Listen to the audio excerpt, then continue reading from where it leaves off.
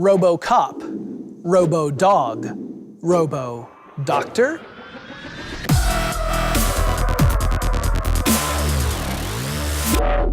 Alright, medical technology is getting weirder by the day, but I mean that in a good way. Take the eye knife, for example. It's a surgical knife that actually vaporizes tissue and then analyzes the smoke that comes out so that a surgeon can know if she's cutting into cancerous cells or healthy margins. Or what about mechanical leeches? They pretty much do what medicinal leeches do, only with less chance of a bacterial infection and a lot less writhing. There's only so much improvement you can do to a tool before you eventually have to turn your attention to the hand that holds that tool, and that's where robotic surgery comes in. So do you remember the autonomous surgery pod in Ridley Scott's Prometheus? How far away are we from something like that? Well, not as far away as you might think.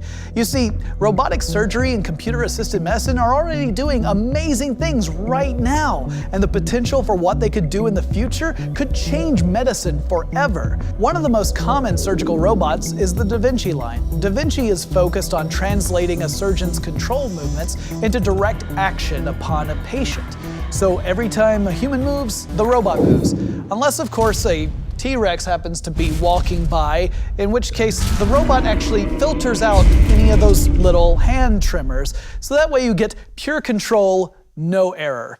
Another advantage of robot surgeons is the chance for telesurgery. So let's assume that you're some sort of futuristic penguin research scientist and you're on assignment off the coast of Antarctica when suddenly you need an appendectomy. But your ship is completely trapped by ice and your ship's surgeon has been, I don't know, kidnapped by ice pirates or something. What do? Well, essentially, you Skype it in. A surgeon on the mainland sits down at a terminal and supervises robotically assisted telesurgery via satellite uplink.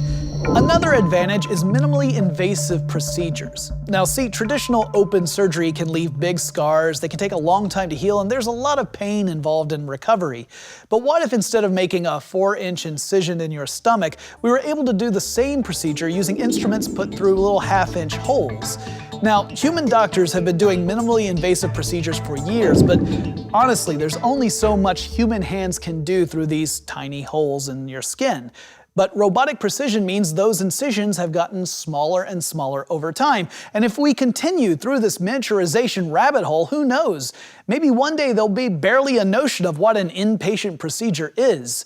Now, the future for robotic surgery is wide open. Just take a look at what people have created with the Raven line. This is an open source robotic surgeon, and sure, it looks like a couple of mechanical spider arms, but the important thing here is research. You see, it creates a common platform for people to do experiments which will determine the future of robotic surgery. But beyond all that, instead of just talking about robotic assisted surgeries, let's talk about their full potential. We're talking autonomous robot surgeons. Okay, so with machine learning, a robot surgeon could potentially study all the information from successful procedures in the past and apply that to learn how to do those procedures in the future. And if they prove to be as good or better than human surgeons, maybe we wouldn't even go to hospitals to have surgery. Instead, if you expected to have a surgery, you might buy a robot surgeon for the home, or for the office, or for the spacecraft. Which leads me to a question for all of you out there. Let's say that you have to have a dangerous surgical procedure. Which would you choose? The best human surgeon alive today, or the best robot surgeon from 50 years in the future? Let us know what your decision is and explain why in the comments below. And if you enjoyed this video, make sure you like it and subscribe to our channel, share it with your friends, and after all that, take a look at some of these videos over here.